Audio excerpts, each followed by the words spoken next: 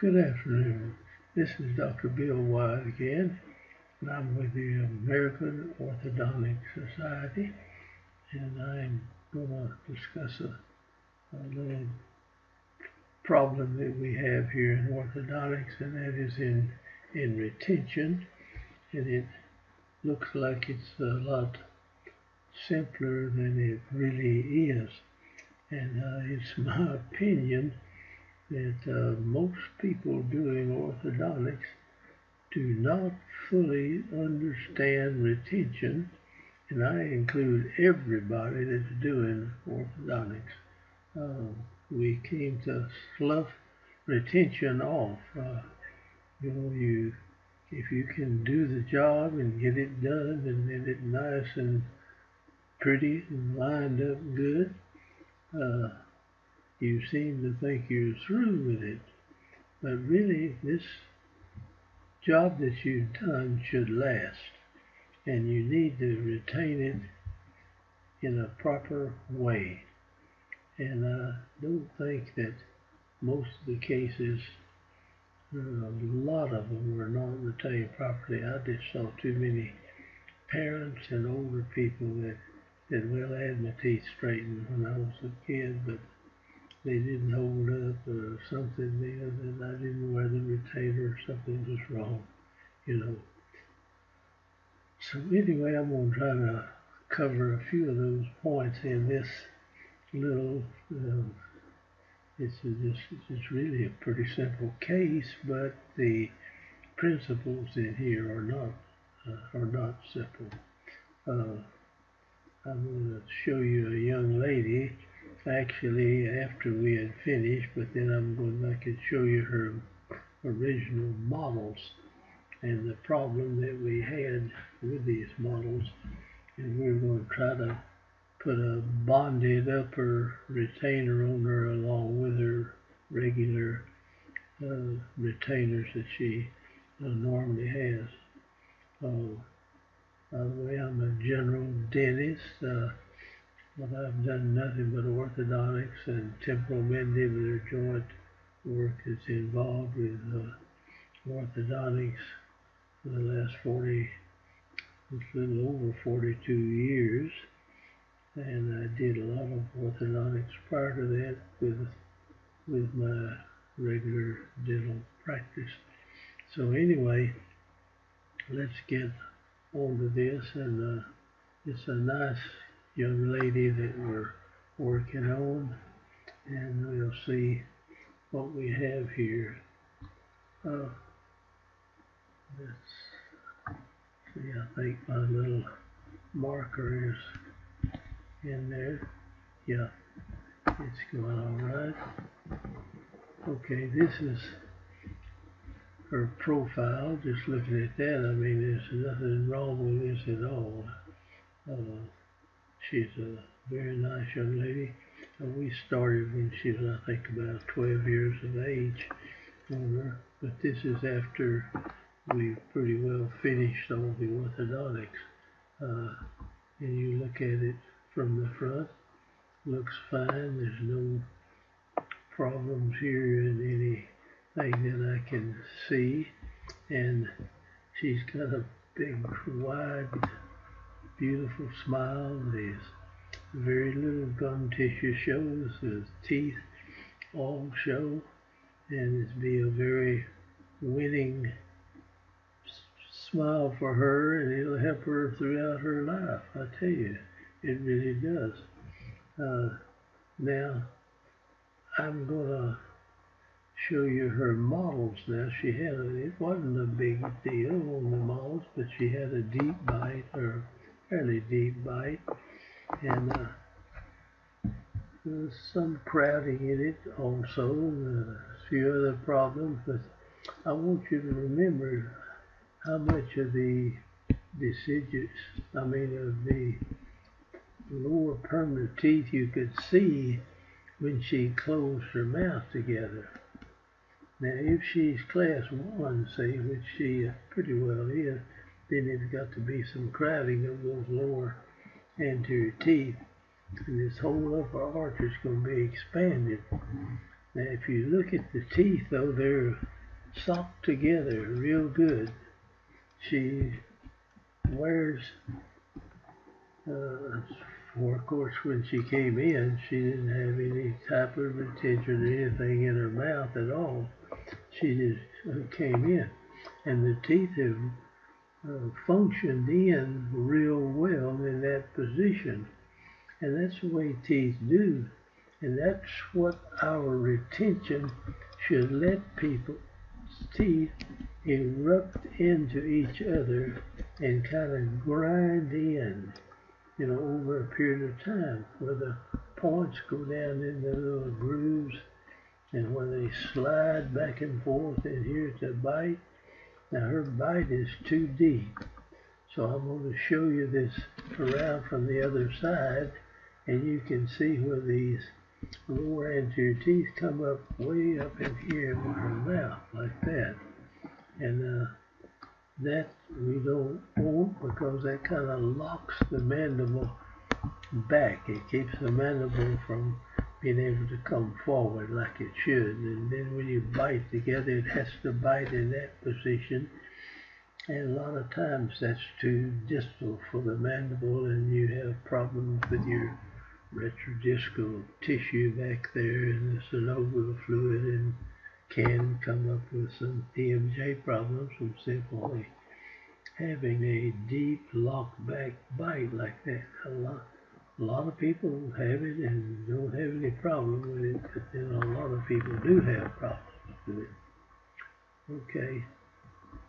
Now when we look at it from the side, it looks like she's missing a tooth, but this bicuspid is just on the way in here. See, it's coming in, this molar will come forward some, and this will come on up, and this thing fits together in the class 1 relationship good. So no big problem there. That she really doesn't have room for the wisdom teeth. Her jaw goes up, and at her age, she's just about, the facial structure and everything's pretty well mature. It's 13 or 14 in here. All right. Now, on the other side of the mouth, see, it's just partially class 2, but it's being held back by this bite being closed like this. If you open the bites on people, their jaw can then move out more or less where it wants to. It functions much better forward in there and gets the condyle away from the retrodiscal tissue in there. So this tooth right, the 6-year molar, needs to come out something like this, and fit in there. We go into class 1, and this bicuspid will fit down in this one going in there. Okay, let's take a look at the view from the inside. And this was 7 of 97 when we took these models, you see. And the lower anterior hits right up close to the gingival tissue up here. You could tell it did that. You couldn't see much, and the upper anterior must come down to about here, something like that, on the labial side out there. And this is just a close-up of it. I want you to make sure we've got this deep bite, because we're going to talk about this later on.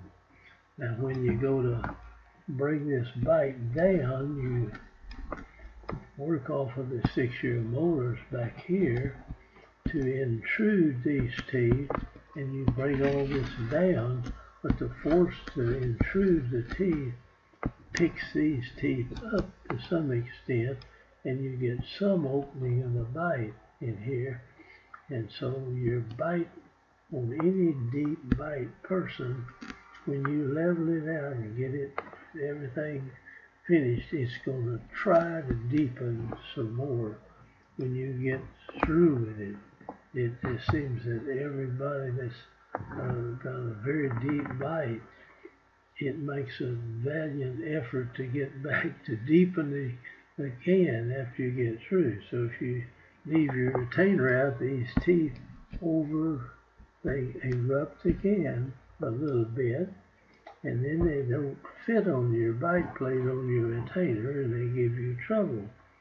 And people think the retainers give them trouble, and it's actually they're having to bite, and the pressure is out here on the anterior teeth, and then it throws it on the condyles, and so that's where they have pain or discomfort with a retention after if they have a deep bite and they've got a bite plate retainer.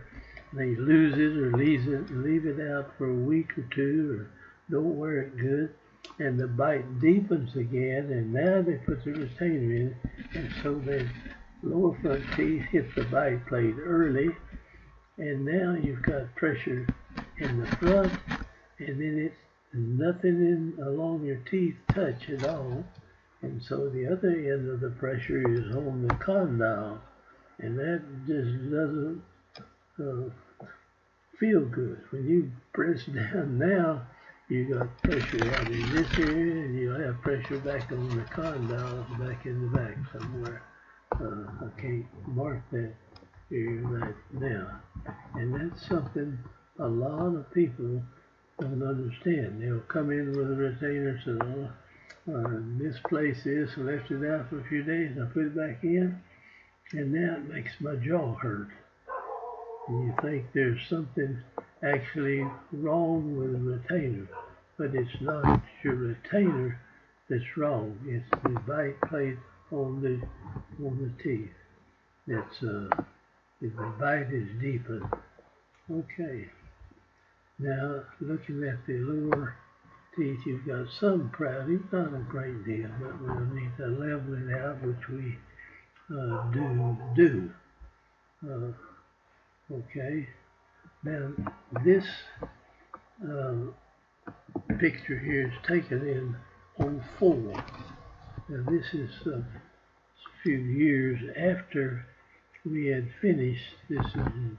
We started in 97, I think we took those models, and now it's 04, so there's several years have gone by here, and this is the way we retain it. And you will notice that we're got some little humps of composite right here, and that's holding this labial bar of our retainer right in line on this level.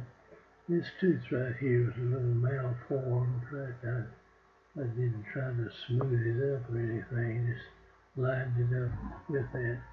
But it's got a beautiful result. Everything looks quite good. And we're going to go in and try to, and when we put an upper bonded retainer on the back of these 4 teeth here, and wish to take it all the way over to the cuspids. And we put a bite plate on our retainer also. And that's from the side. The teeth are fitting good. And this is what I like about a wraparound retainer. I'd never use clasps to go across in between the teeth. You would always touch them somewhere, and if you went and ground it out and put the clasp, it would be better. But who wants to grind the groove in the teeth up here? So they don't. So they put the wire in it, and they just leave the wire. And then so the people chew the wire when they're wearing a retainer, and their teeth move one way, and they take the retainer out, then they move back again and try to come together and kind of wear in, and that's the way they should be. And in your retention, the teeth should be allowed to go together, and they work out a 3-point deal everywhere. There's 3-point here, and there's 3-point here, and here. So, and they wear in. And you take somebody, you finish them, and you put them together. A good class one, you can see space in between all the teeth. You leave them alone for a few months, and you come back, and you can't see through there because these teeth will tuck in and work up against one another, and it becomes to where they fit in that place really good, and they kind of wear in, and they just look much better after a few months of going in like that. Now this cannot happen with these little shell suck down retainers that are a certain vinyl or whatever they're made out of. They've got the same thickness under everything, and that just doesn't work, because they cannot come together and function in like that. And if you've got the clasp across here, that keeps them from really functioning in. It may be better than no retention, but I just don't feel like it's as good. Now you build the retainer, and when you get the teeth erupted in together, when you got the right overjet and overbite in here, then you put a bite plate on your upper retainer. In other words, we make a soft acrylic, and we add to the back side and put it in the mouth and have them close together with their head in a normal position. Don't lean it forward or lean it back, or the bite is different. And you bites into that soft acrylic and lets it harden. You let it harden, take it out, trim it all up, and now the lower anterior teeth have something to bite against all the time. And that keeps the bite at the same height. Now, this young lady, upper teeth came down to about here when we started. You remember the model from that. Now, they will try to come back to this to some extent if she leaves this retainer out of her mouth. Now, they can take it out, and if they get to where they just wear it during the nighttime, sleep in it and close on it, and it continues to work all right. Excuse me. Then that's okay. But if they take this retainer out, and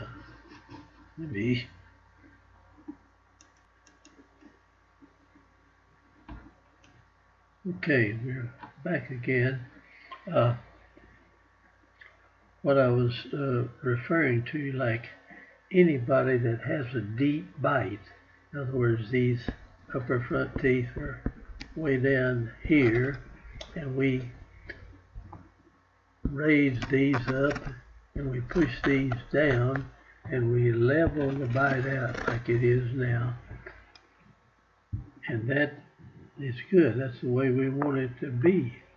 But it is uncanny how they will try to go back. These teeth will erupt up and try to get back similar to what they were.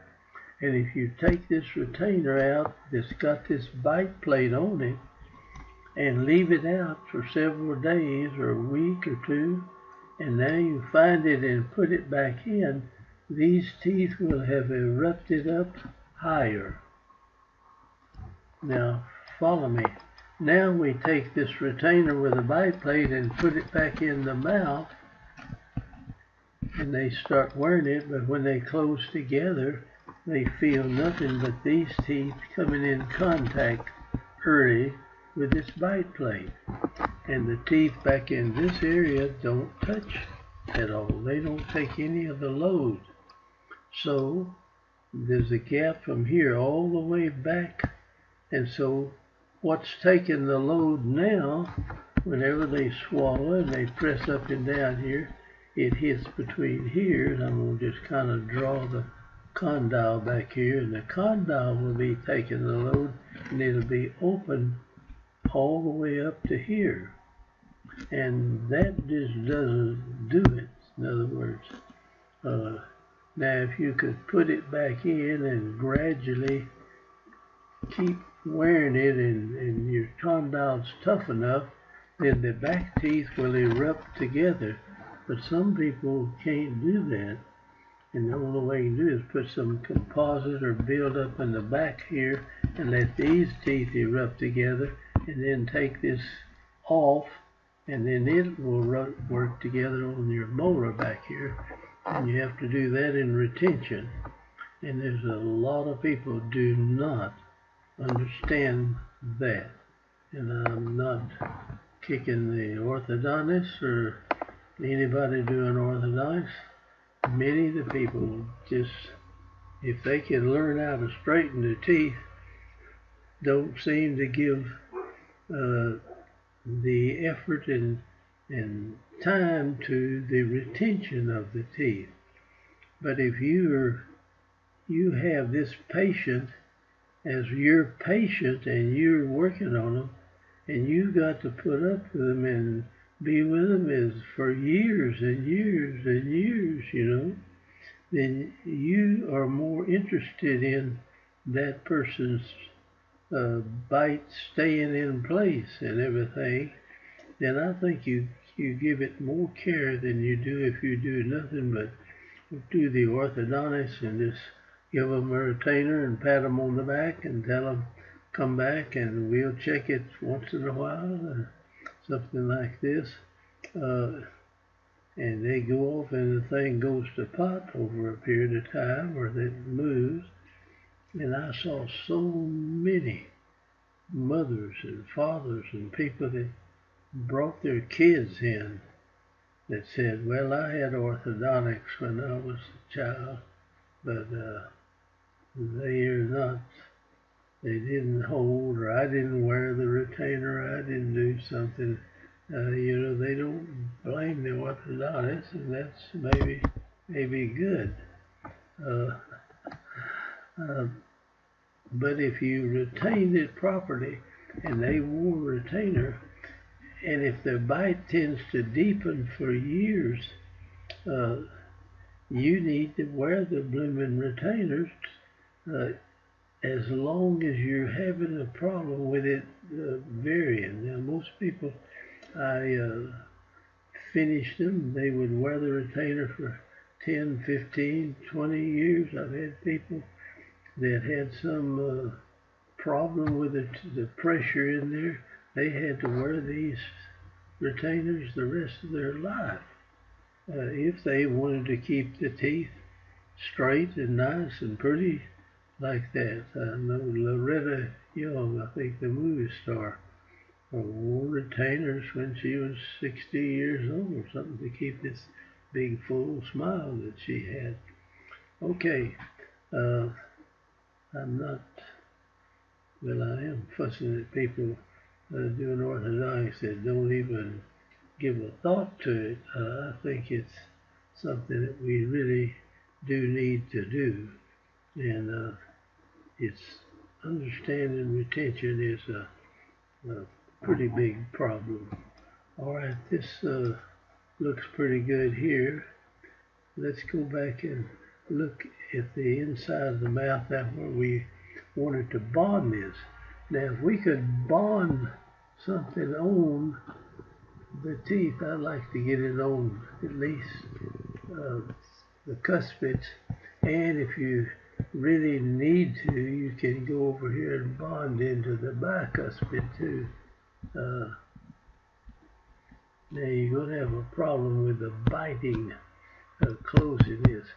You want to be able to bite your teeth together without hitting this wire, and then you put composite in here, so you just kind of have to tack the wire very lightly up where the teeth do not hit the area. You have the patient close together. If you need to make a set of models, okay, make them, and you can see what area you have to put this wire in. And so you go in and tack it lightly and then have them close together and make sure they don't bang into the wire. And now, if they've got a little play in there, you come back, basically you put a sealant on the back of all these teeth to start with, and then you make sure they've got room enough, like their lower anterior make contact up here somewhere on the teeth, and you want them to have a place to seat, or a place to bite into, but you don't want them to hit this on wire right now. So you tack it with very light composite after the sealant, and now you bite it, have them bite together, and they don't hit the wire. You've got space in there. Now you come back and flow some real good composite that's going to harden up and be on there for years. And now at this point you can let them go ahead and close their lower teeth up against it, but make sure their head is in a normal position. Don't have them lean their head forward, or don't have them lean it backward, or it'll change the position that the jaw bites into it up there. So you have to lubricate the lower teeth also. Now bite into this composite and light cure it in that position. Now once that's cured, you can have them open, and then you can come in and smooth this up a little bit, but leave the impressions of those teeth on there. Now if they leave this retainer out, their bite won't deepen anymore. It's already got a bite plate in there, so that's why I call it a bonded bite plate upper retainer.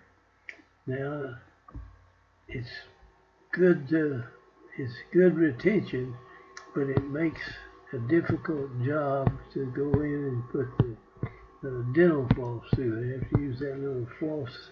It's got kind of a needle like you run through there and put little strips through there, and that's a little problem. So it's a problem to have it. So most of our cases, we just built the bite plate on the retainer and depended on them wearing the retainer.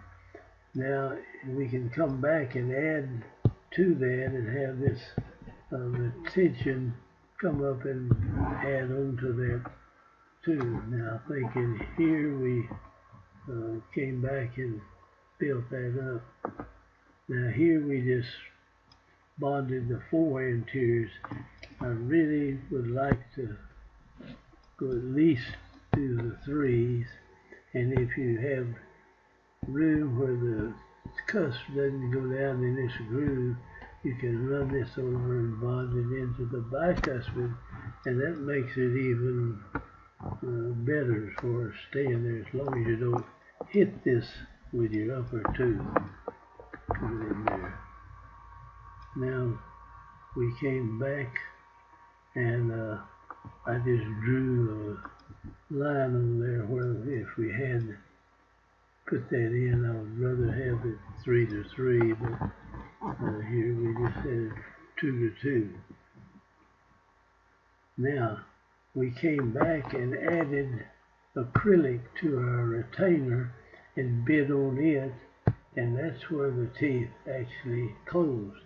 But now if they lose this, it won't be far. It can't move very much until it runs into the bonding retainer down there, and it'll stop at that point, you see. So we put this on every one. Now sometimes you can have this almost nothing here, and you have to be biting on this bonded one that you put in, and it holds it if you lose your retention. Okay, now down on the bottom we have a 3 to 3 retainer, and these are not bonded on each tooth. Now sometimes we do that, but you can still run underneath there with your floss and go down in between these places to keep the area cleaned out. But proper retention is a difficult thing to do, and it costs more. And of course, on some of these cases where the government only pays so much, then people really can't go in there and do good retention on the case, so they don't seem to think about that. Now, when I was in practice and everything, when we finished somebody, we checked them back for a full year at no additional cost to them. Now, if they lost their retainer, they had to pay to get one bill. Now, this young lady at this point, this is 96. She is 12 years old and 2 months at this point. This is the first pattern we took on her. This is the one that was late coming out. It looked like there's no tooth there, but there was a tooth.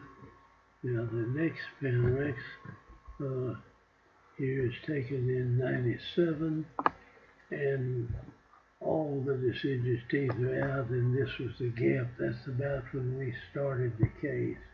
See, somewhere in the middle of 97, we went in and treated it, and the jaw was going up like that, and we just didn't have any room. You couldn't put this wisdom tooth in there at all. So we marked it to extract the lower wisdom teeth. Now we can leave this one alone, and it can erupt in the mouth. They can just extract it like a regular tooth.